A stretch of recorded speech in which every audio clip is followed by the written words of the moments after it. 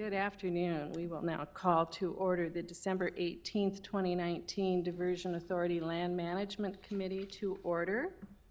Why don't we go around the room and just introduce who's here. Nathan Borbum, City of Fargo. Dwayne Brightling, Cass County Commission. Bob Zimmerman, City of Moorhead. Jenny Mojo, Clay County Commission.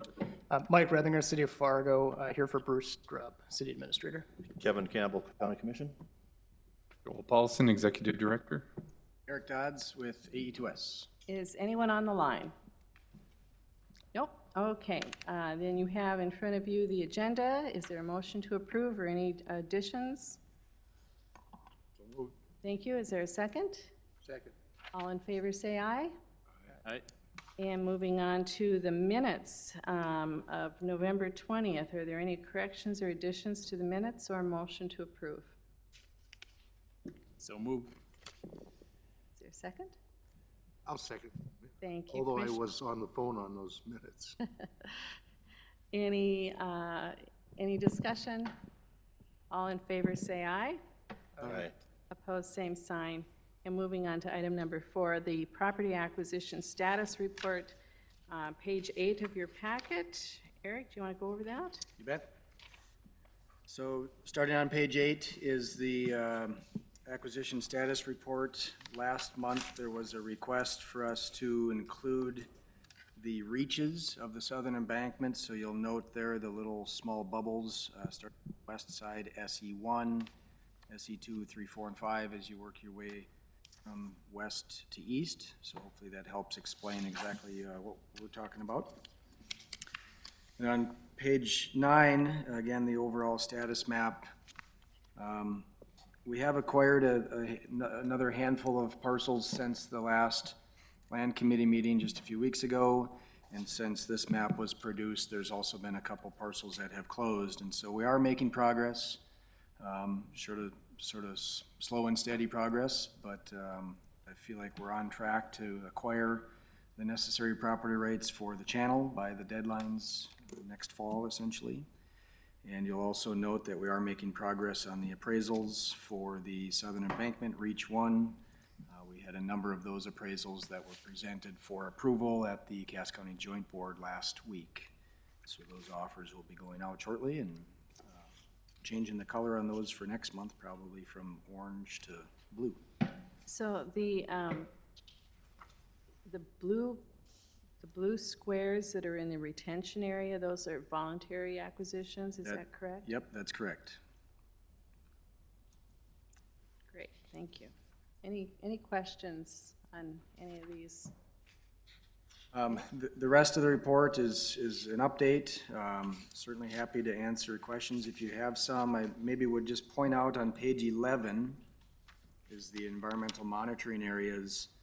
These are the easements that we're working to acquire for biotic and geomorphic surveys in North Dakota. And on the Minnesota side, we're currently working to obtain rights of entries. And so those are in negotiations. We've been having a number of informational meetings with certain property owners. We concluded those informational meetings last week with one meeting for the Minnesota property owners. I would say in general, we probably didn't get as much attendance as we maybe had hoped for, but I do think that attendees were able to ask their questions, and we were able to provide some feedback to them. And I think the attendees also probably went back home and sort of shared the news with some of their neighbors who were maybe in a similar situation. So all told, over the last few months, we've sent invitations out to several hundred property owners to meet with them, and a handful of those folks did show up, and so I think that's a pretty big outreach effort, and I presume we talked a little bit about that at some of the outreach discussions as well. So anyway, we're slowly making progress on those environmental monitoring easements. The rest of it, I guess, is fairly similar progress status report that you've seen last month. And again, happy to answer any questions if you have any. Yes, Nathan. Yeah, Eric, on page 12, for phase 1, 2, and 3 of the diversion channels, we still have, like in phase 1, 11 appraisal MOUs pending. Are those actual appraisals, or are those all MOUs for like townships and utilities, or Yeah, of those 11, there's either MOUs or some of these might be what's considered a small taking, where we're only, taking 1/10 of an acre on a certain parcel, and so we've done a waiver basically a valuation waiver, which is allowed for in the Uniform Relocation Act.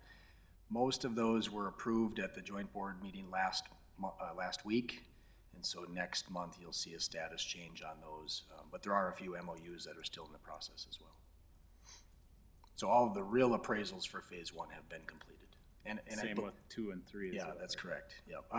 With the exception of one parcel on phase just north of 94, where we had some real estate limits that were changed recently from the design team, and so we're getting an updated appraisal on that. That should be due here before the end of the year.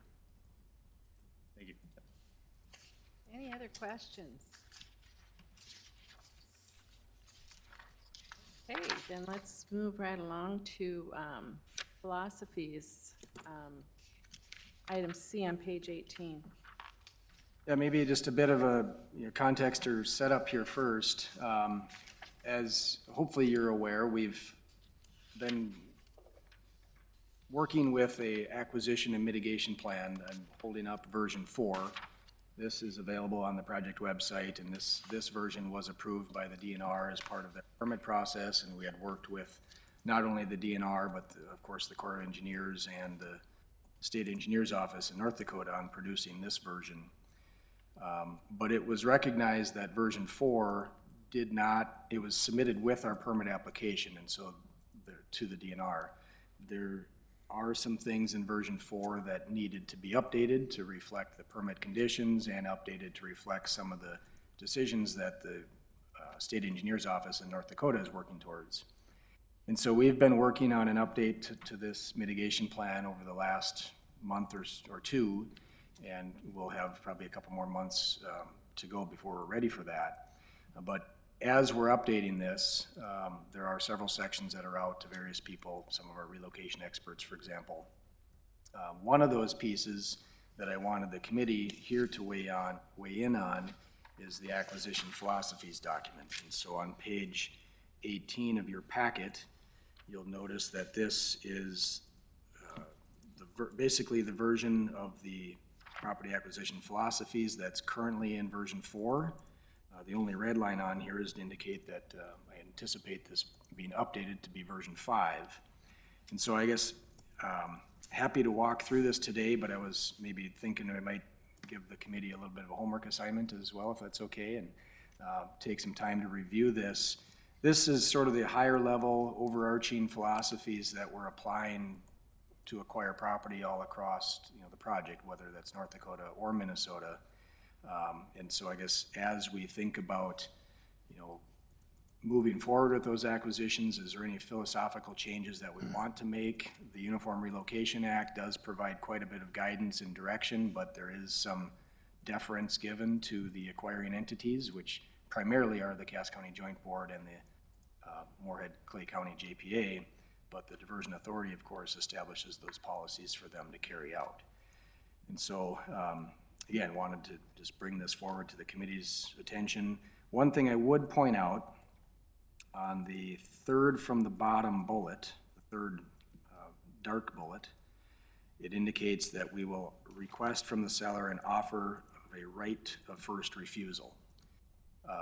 The Cass County Joint Board has taken this up. The last North Dakota legislative session encouraged us to incorporate some provision of right of first refusal. But as we've evaluated the best mechanics to do that, we're actually calling it a right of first offer rather than a right of first refusal. And so there's a few mechanical details in there. It's basically the same thing, but in practice, if we acquire a piece of land and it turns out that we don't need it for the project, we would offer the previous owner the opportunity to buy it back at the same price that we paid for it. And so it's really the right of first offer.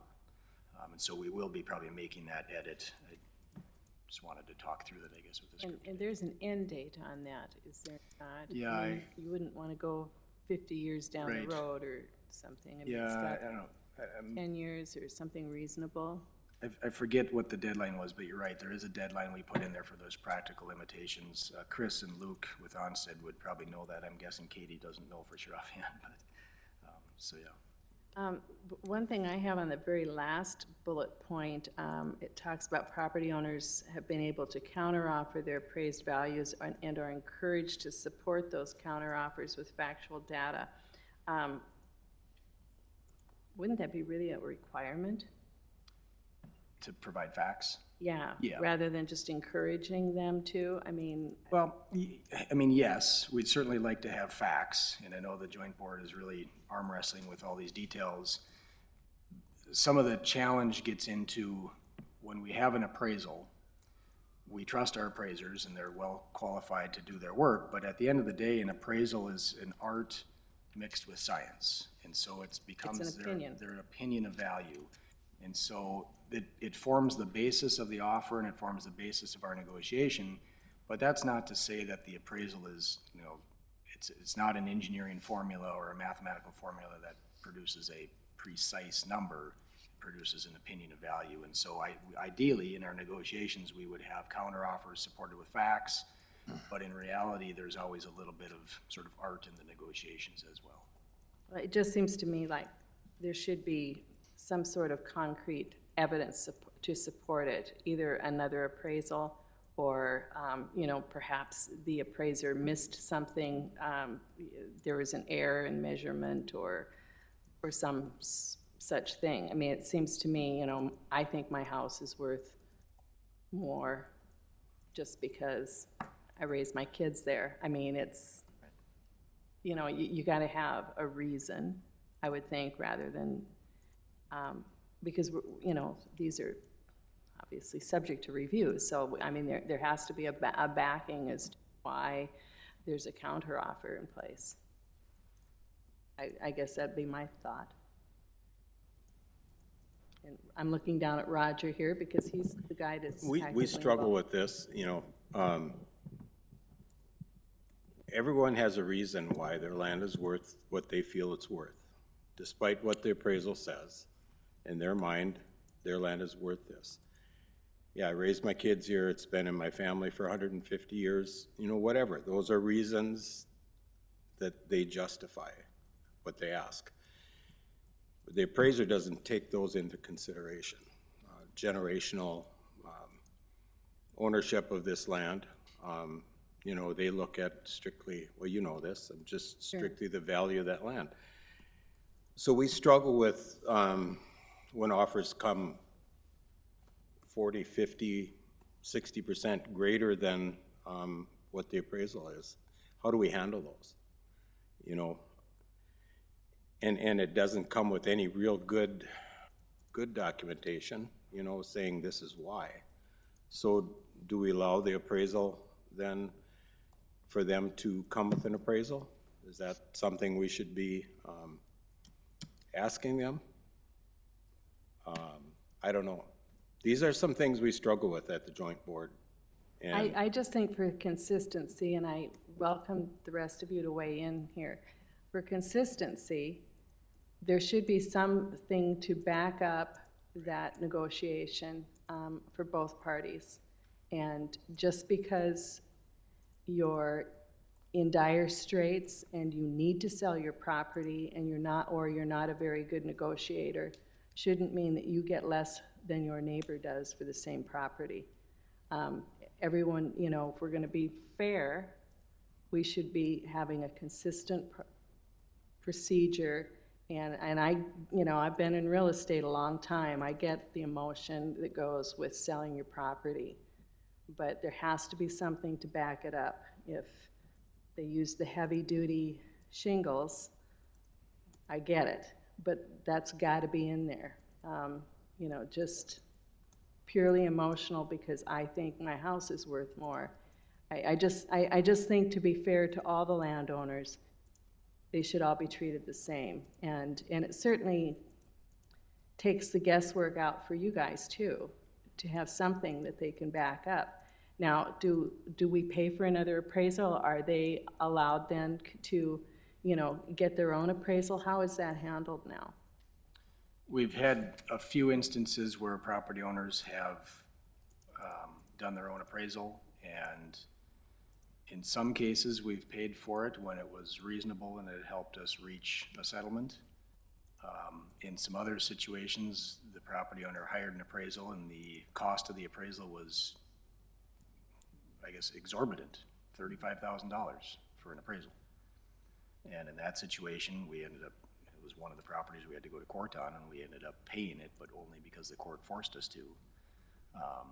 In Minnesota, the law indicates that property owners are granted the opportunity to get a second appraisal, and they'll be reimbursed for the cost of that up to $5,000 on ag land. There's a different number for residential, $1,500 for residential.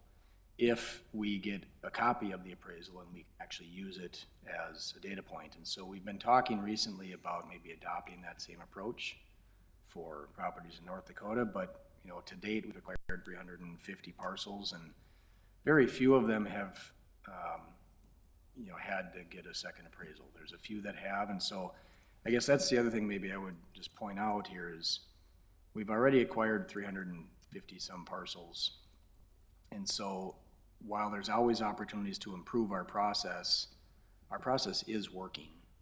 And just this past week at the joint board meeting, we had a local realtor come in, a broker come in, and he was explaining about his company has sold a bunch of land and brokered a bunch of deals over the past few years, and it was impressive. But then we started thinking about, well, boy, we've also acquired a bunch of land over the last few years, and so it's sort of proof that our process is working. I think we have been fair. You know, obviously, we want to make sure we're, I guess, the Uniform Relocation Act, uniform is to treat people uniformly, and so that's one of the primary reasons why we have this book. And so, drawing a hard line on we're only going to take appraised value or appraised value plus, you know, whatever percentage or whatever is generally something we've shied away from just because every property is different. And we've had property owners come into us and tell us, well, you paid, you know, 10 for Joel's property, why don't you pay 10 for mine? Well, your property is different. And so all those subjective things are supposed to be accounted for in the appraisal. And I think our appraisers are doing a pretty darn good job of that. But beyond that, there is some value in negotiations, and I do think negotiations are a critical part of our acquisition program. Well, it seems to me just, again, the Minnesota, Second appraisal. yeah, that sounds pretty reasonable, and especially it would be a requirement if we could have our eyes on that appraisal. It might help everybody, you know, come to some common ground quicker. I don't see a downside to doing that personally. I don't, there probably are, but I think it sounds like a great idea off, you know, just after hearing about it for the first time. That might be helpful, and if landowners knew that was an option for them, you know, why not? I would say that, you know, you've had a lot of voluntary things at this point and people that are eager to move on, but going down the road, it might get more difficult. And so, you know, if it works in Minnesota, why not adapt it and we don't have to try to recreate something? But I don't know, anybody else want to weigh in? Bob?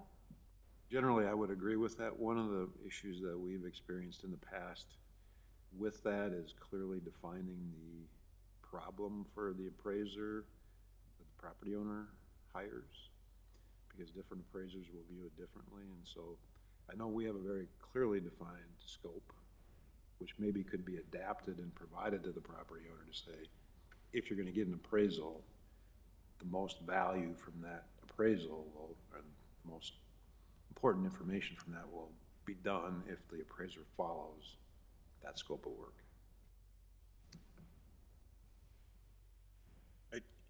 You know, the first purchases we've made have been fairly easy. Been a lot of willing sellers, you know, generally been. The last ones from now on or sometime in the future, they're going to be more difficult. And I think it's excellent if we can come with a more defined process, you know, or maybe some bounds of where, or what we can do.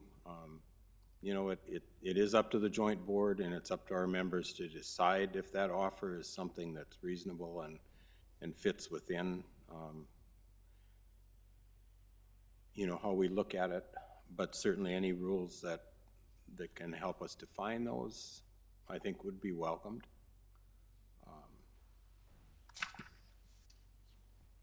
Yes, Commissioner. For the past year, I've been attending the Cass County Joint Water Resource Board meetings.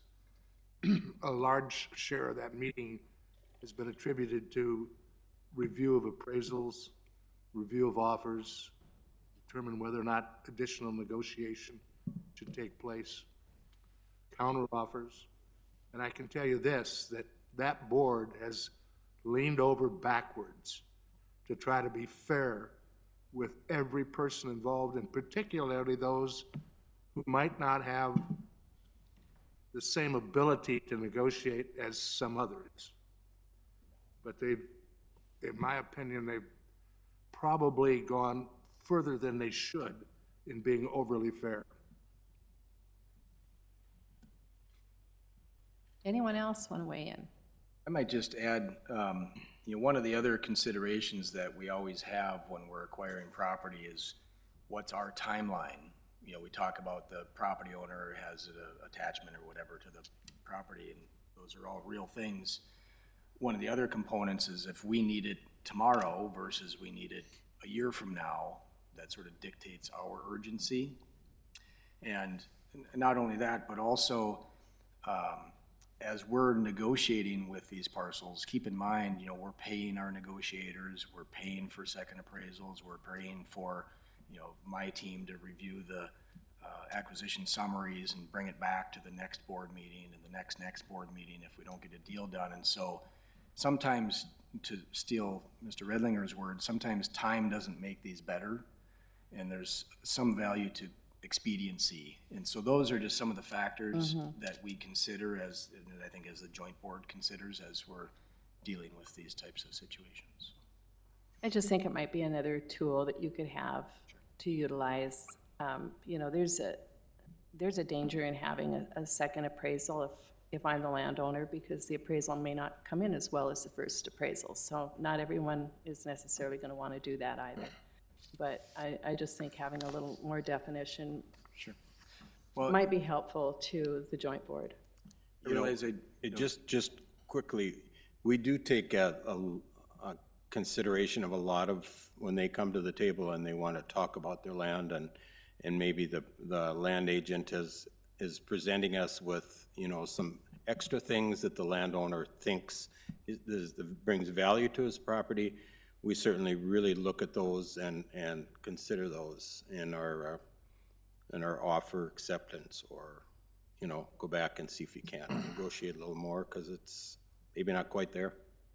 And I guess just backing up and going full circle here, I just like the idea that isn't a recommendation that they need to have a backup. They need to have some kind of evidence that they've got a counteroffer, and this is why. So I think that follows with what you're already doing, but if we're going to put it on paper, we should reflect that. It's a policy. Yeah. Kevin? Going on the Minnesota side, hopefully we're able to do all of these on a voluntary basis and avoid eminent domain. That's been a goal all along. And I look to our Clay County project when we recently had to acquire two blocks of residential properties, and we kind of had a guideline there of 110% of their assessed value. Where if they came within that, there was no need to have another appraisal. And I think, Commissioner Mojo, I think you can correct me if I'm wrong, but I think out of the 20-some properties we did, there might have been one or two who still requested a second appraisal.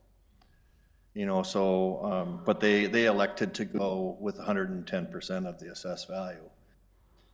you know, for those watching, say, well, is that, well, in Minnesota, our assessed values are supposed to be within 90 and 105% of actuality. So we're going under that assumption that it's fairly accurate to begin with, the assessed value. So that's there. I agree with you that, you know, in some ways they have to be careful what they wish for too, because you can also have appraisal that might come in lower than the first one, you know. So, and again, but it's, I do think that I've spoken with a couple that haven't been pleased on the Minnesota side with their appraisal, and you know, I think they're still willing sellers.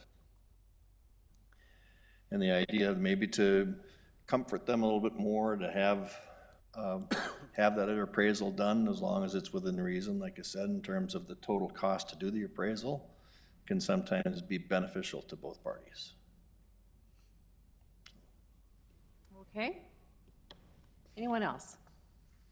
I think you've got your Yeah, and if direction there. if you have any other comments on this over the next, you know, if you're with your in-laws and you want to do some light reading or something like that, feel free to let me know.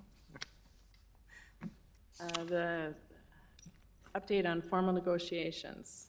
Yeah, I wanted to keep this on here as a regular status update for the committee. The Cass County Joint Board is following the statutory process in North Dakota. One of those steps includes, once we've passed 60 days of informal negotiations, we fall into the formal negotiation process, and there's several steps there. We have a growing number. I think we're up over 70 parcels that the board has authorized to start formal negotiations on, and so that's many of these that you see in the blue boxes on the western side of the channel. And so those, the Cass County Joint Board staff, along with our land agents, the legal team, and some of my team are working to prepare those formal negotiation letters, and they're going out the door. I think we've had maybe 20 or so have actually been sent out so far, and so we've got more that have been authorized that have hit the street. But again, I want the committee here to just be aware of that, because when those offers go out, if we had informally negotiated starting to buy, you know, something worth 100, and we negotiated up to 105 or whatever it was, and we didn't get a deal done, when the formal offer goes out, we go back to the 100 because it's based on the appraisal. And so following the process, that's a requirement. And so sometimes that might ruffle a few feathers, and, you know, unfortunately, we're in this process where we have the lawyers take a little bit higher precedent than the negotiators. So. And I would assume that your land agents are explaining that to Yes. property owners so that they're not right. surprised when they get this. To the extent that they're capable, the North Dakota law prohibits any mention or reference of quick take. And so as our land agents are talking with property owners, undoubtedly the property owners are asking the question, well, what's the next step? What's the process? And we can't tell them that we're following the quick take statute, because that's a threat, and the legislature told us explicitly not to do that. And so that's a little bit awkward, but they are able to refer them to the Attorney General's website, and we're putting some things on the Diversion Authority website as well that outline some timelines, so hopefully the land agents can lean on those resources too. And then the property that we need in Minnesota, where does that fall in there? The quick take process is different in Minnesota. They don't have this informal and then formal process, and so it's a little bit different. Generally a shorter and a quicker, I guess. About 90 days. Yeah. Okay, great. Any questions? Okay, then we'll look for the Cass County Joint update. Well, I was not there at the last meeting, but I understand that we did reject some offers that came back to us, as we considered those to be just too high, valued too high. And also we,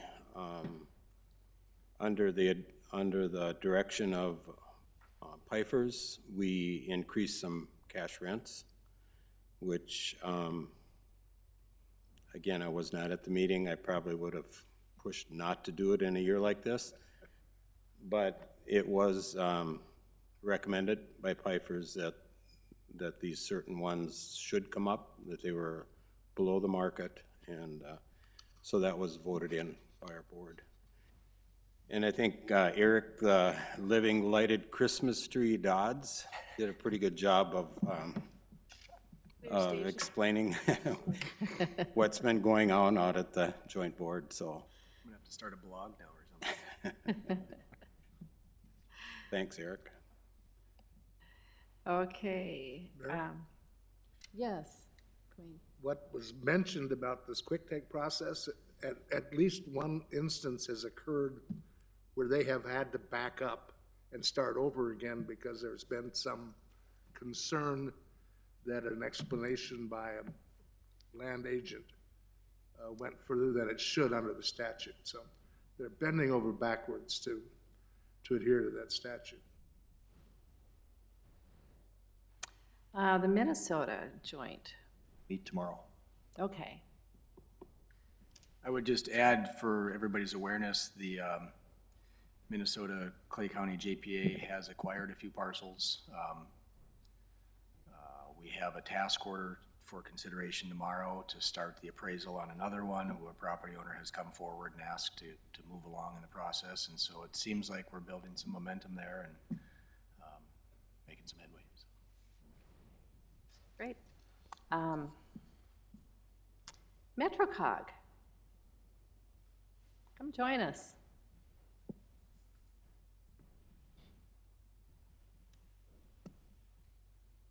You can join us here too if you'd like, whatever. Stand here, that's fine. Well, thank you. I don't have a whole lot to share with you since the last meeting here. We're continuing to refine some of the recreation concepts and nodes that we've been working on over the past months. We did have some conversations with the city of Horace a couple of weeks back about some specific recreational ideas that they had near the city down there. We've also had some conversations with North Dakota Parks and Recreation Department, kind of to better understand what they feel their role as a stakeholder would be and kind of their comfort level with some of the recreational components that we're studying as part of this recreation plan. Another thing that we're still working on and looking into is governance structure. Basically that means kind of the potential lead agency for planning and programming of possible future recreational needs.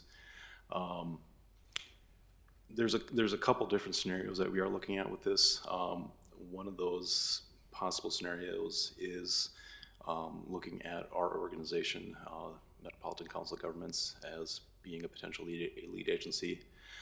There is precedent for this. There are other metropolitan planning organizations around the country that do more comprehensive parks and recreational planning and programming, and then others that are more strictly limited to like trails planning and programming. But our organization, of course, is organized under a policy board represented with elected officials in the metropolitan area. So we will be having a conversation with our policy board tomorrow, just to talk about this as a potential idea and to get their comfort level if that's something that they would like for us to pursue analyzing or not. Another thing, we are continuing looking at funding and operations and maintenance with the recreational nodes concepts that we've identified. We're starting to look at what the costs are going to be, and then what the O&M costs would be into the future. But that's really all I have. We have our next project meeting here on January 16th, so we'll probably have a lot more information to share at the January meeting, and probably some more images to share with you. So what kind of a reception did you get from the state parks? We had a conversation with them in early December. We'll have another one in January. They are interested. They would be interested in possibly some coordination with a small section of the corridor up to the north as a possible potential state park. But there's different conversations that need to be had with the state legislature and whatnot, whether that's something that they can consider, or if they feel that the funding would be there for operations and their involvement. So. Questions? I think it is worth noting, Commissioner Pepcore and Councilmember Hendrickson and Commissioner Breitling are on that executive committee for MetroCog, and we did have a quite lengthy conversation about what that undertaking could mean for MetroCog. It would be a large undertaking that would really change the structure and scope of what their work plan really would be. And so I think while we as a board weren't closing the door to the opportunity, I think we really need to have more conversation to figure that out. So does MetroCog, how are you engaged in the bike path that's being taken across Minnesota? And the trail, I was on MetroCog years ago, and we were talking about that. And what's your role in that, and can that translate somehow to this? Referring to the Heartland Trail, I believe. Right, exactly. We continue to have quarterly meetings. There's a task force that's been set up to identify a path that could connect to the current trail that exists between Park Rapids and Walker, Minnesota, that would connect through Becker County over to Clay County. Those conversations are still ongoing. There's potential to study that further in our work plan here over the next couple of years. But right now it's strictly planning. We're not looking for funding or for construction or anything at this time. Okay, great, thanks. Anyone else? Thank you. Is there any other business? Short meeting. Just real. Yes, Mr. Olson. Eric, I don't know if you can explain, but Kurt Biertness from CW, there seems to be some confusion for their co-op on what we're going to purchase, what we need for, and evidently he's been told something different or has misunderstood what he was told, and with the surveyors or with access for whatever. Yeah, so the original Plan B alignment follows Highway 75, and as we approached the County Road 2, I believe it is, that goes through Comstock, the CW Valley Co-op has an agronomy center and a fueling station by that intersection on the north side. And primarily because of safety purposes with that intersection, we wanted to sort of bulb around that intersection to move the levee west so you didn't have this road raise coming into the intersection. Also because the facility was there and we could avoid having an impact. As we have been meeting with Kurt and the CW Valley Board over the last year, I suppose, they pointed out that they have an option to buy land west of their current facility, and they also pointed out that they have these two driveway accesses to County Road 2. And so over the last probably few months, the design team has looked at that situation and realized that the road raise, while it would be down to grade at the Highway 75, it would impact their access points into their facility. And so that would cause us to buy more land. It would disrupt their business, especially in the spring and summer, spring and fall, when they're using the fueling station and whatnot. And because they have this recorded purchase agreement, so for a variety of reasons, the design team's been working with the Corps to shift that alignment a little bit further to the west. And the hydraulic modeling team has looked at that and made sure that we're not pushing water out someplace else. And so the modeling basically showed that the impacts in other parts of the staging area were really minor. They only occurred under this sort of NOAA's type flood event. And there was some real advantages from a safety standpoint and from a property impact standpoint to push that further west. And so I'm not sure that the Corps has officially adopted that further bump out yet, but I know that they've sort of informally adopted it, and Nathan can probably. Yeah, I think the Corps has agreed that they will follow that bump out, and as they progress with their design through that reach, it'll follow that alignment. And so then, just recently, I know Joel met with them and their board maybe 2 weeks ago, and then earlier this week, our land agent and the design engineers met with them and shared with them a whole pile of maps that address this issue. And so I'm not sure when you talked to Gert, but I think we've been fairly responsive to his concerns. We are requesting a right of entry from them to do some soil boring work adjacent and cultural work adjacent to their property. But frankly, now with this alignment moving further west, we're not touching their property, and so we have a question into the Corps of whether we still need that right of entry or if we could just do it on the adjacent property. So it's, I feel like we've made some good progress, but it's still a little bit.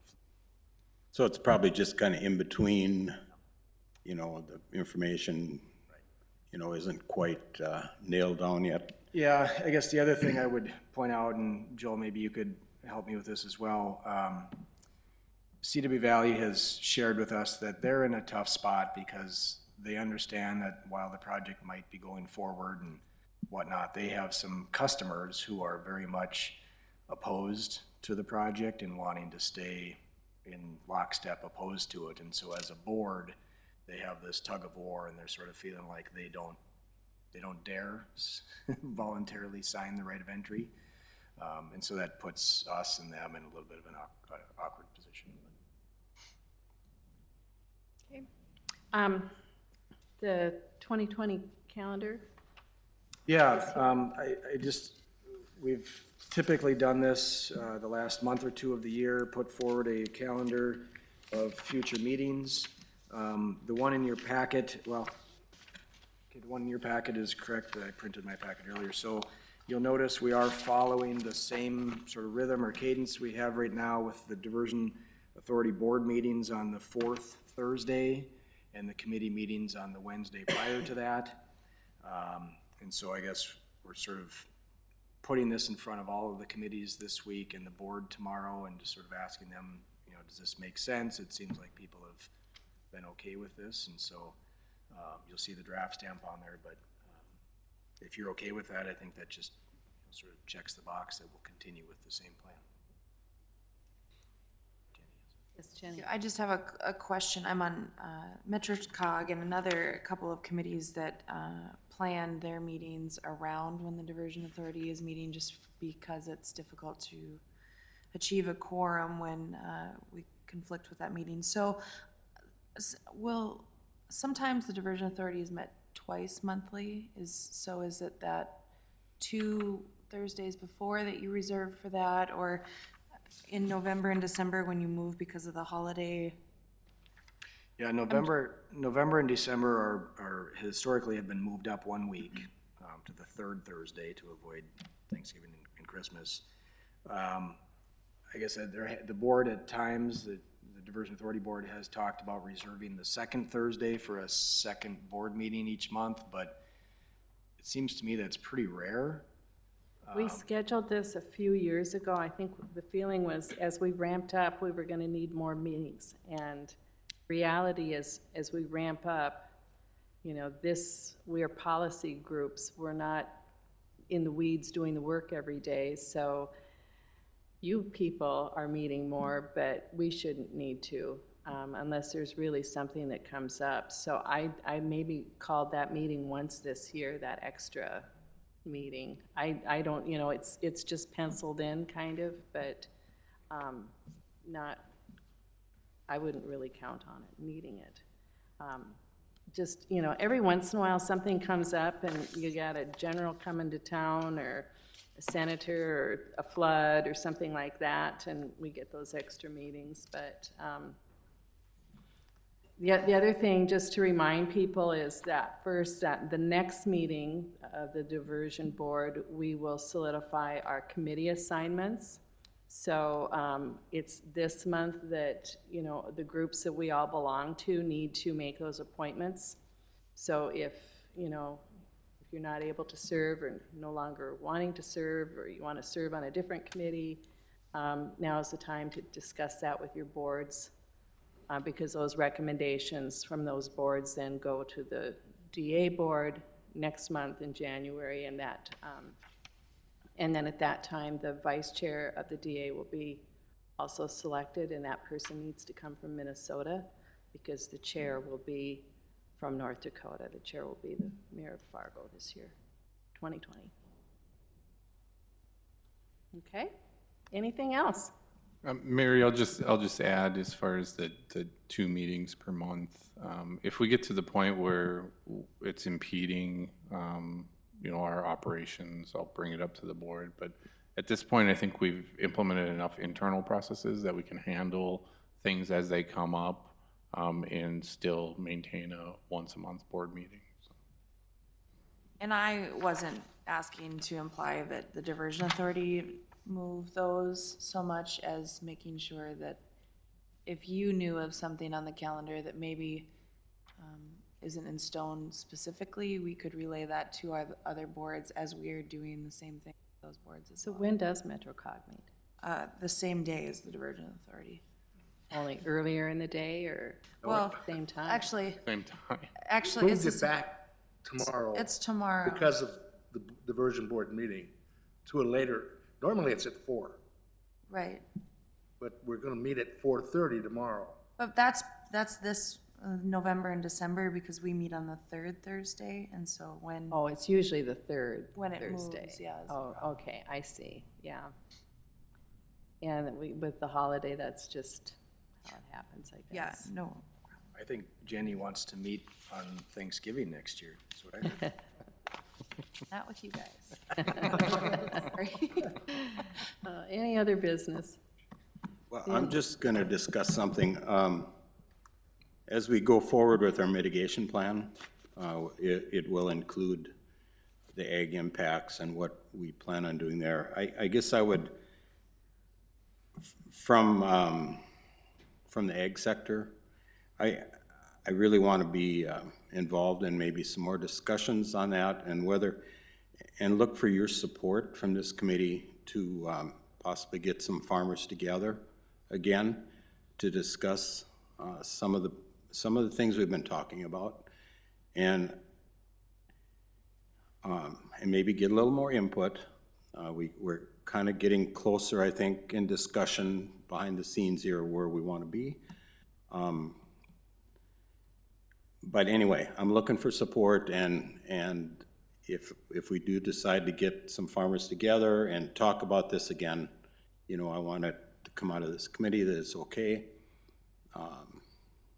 You know, for my little ag committee that's kind of been hibernating, and just, you know, get some farmers together again and And talk we've about been it. talking about that, Roger. I think that's really important that you get those folks together, and you know, producers and maybe lenders and, you know, insurance, whatever the mix may need to be.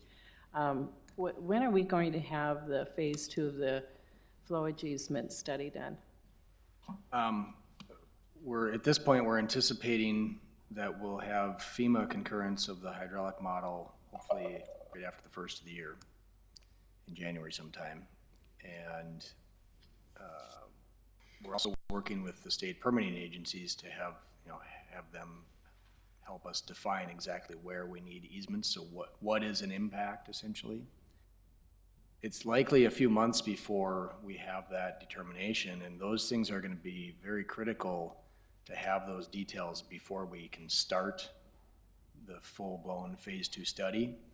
And so I have engaged Crown recently to start the thought process of scoping out not only phase 2, but also they're gonna need to do an update on phase 1. It's been over 2 years. There's some new sales that have occurred since then. Their phase 1 report references Plan A, and now here we are with Plan B. And so there's some need for us to not only do phase 2, but do an update to phase 1.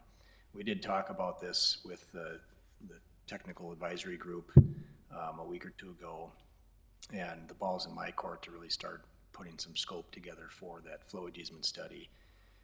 And so that will be something that I think, you know, the ag community will of course be interested in. We get questions from people, but it's probably at least a year away before we have those results, if not more. So. I think the sooner we can get to an ag solution, the easier it will be to go out and talk to the landowners that we need to purchase flow easements from, because it'll be just a question off the table. And if we go forward now without some assurance, it'll be difficult to negotiate, because they'll have this hanging over them, not knowing how they'll be protected or supported if we do harm them. So I think this ag deal is something that should be important and pushed forward here. Well, you certainly have my support, you know, and I know Eric and I discussed this, but we also need to have those flowage easements formulas so you know what you're talking to them about. And Roger and I have had some discussions with Watson Associates. If you recall, several years ago, we hired Watson Associates. They are really experts at developing crop insurance programs. And so we visited with them about the summer flood, I guess I'll call it crop insurance. It's not really insurance, but crop insurance program that we've have in our mitigation plan, and also talked with them about some sort of concepts of a prevent plant program, and Roger had some good ideas. I was supposed to meet with the representative from Watts last week, and for a couple of reasons we had to cancel that, but we are hoping to meet this week to, you know, advance the concept of that. And eventually I'll be bringing forward a proposal for Watts to do some additional work on that regard. So, yeah. So what kind of timeline are we talking about getting this group together? Well, I guess I would just point out that, you know, we did have an official ag subcommittee for several years. They met, some value. Last year, this committee also authorized the formation of sort of a working group, and it was, you know, sort of a smaller, the concept was smaller group where I guess we were essentially authorized to go meet with, you know, onesie-twosie farmers, producers to get some feedback. And, you know, we have had some meetings with CW Valley. We have had some meetings with a couple producers, and so we are getting some input. It's maybe not as formal as the full subcommittee was, but I guess from my understanding, this committee has already embraced that concept of doing that. Okay, very good. Anything else? Madam Chair, if I could just maybe, sorry, go ahead. I just would say I had recommended a name of a farmer in the Northern Valley and to offer input. I believe you know who I'm talking about. And I don't know if you ever reached out to him. I hadn't yet. I feel like it would be really important to have someone maybe that it isn't impacted, but really does understand kind of the pulse of what growers are experiencing, to have their input is, I think, I would appreciate if you reached out to him. Sure. We did that on the North Dakota side on our ag committee. Early on, we had some farmers that did not farm in that area, so they could bring kind of maybe a level-headed approach to the process and brought some value that way, so. Commissioner Olson, I would just add I've spent a significant amount of time reaching out to impacted people since assuming this role. And the number one thing, and I think you could agree, is that they want answers on these things. I was also at the Water Topics Overview Committee last week for the North Dakota legislature, and a question came up of how are we handling these things? And I was criticized for not having the mitigation plan in place at this point and having all the answers. So I would recommend to this committee, and I guess to your idea of initiating the Ag Committee, to maybe look at that sooner than later so we can start this process. Obviously, as Eric notes, there's a few technical pieces that need to be in place, but those are readily going to be available to us in the very near future. And so the quicker we can answer these questions, the quicker we can take away that level of ambiguity. And it would be nice to have that information available going into the North Dakota legislative session, because this question is going to come up. What are the value of these flowage easements? How are you handling these issues related to the impacts of your project? And we certainly will have the mitigation plan approved by the state engineer by that time, but the flowage easements are going to be, I think, tight to get that work done prior to the legislative session. But not only providing answers to the legislature, but just providing answers to these people. They want answers, they're being impacted, and it's our duty to try to do this as quick as possible. Technically, I think we can put things together and get things in play, but we really need the policy direction from an aid committee that maybe brings policy procedures to the lands committee that we can adopt and implement and get working on some of these things. Sooner the better. Absolutely, yeah. Okay, any other business? Then we are adjourned, and finance must be meeting somewhere else. Okay.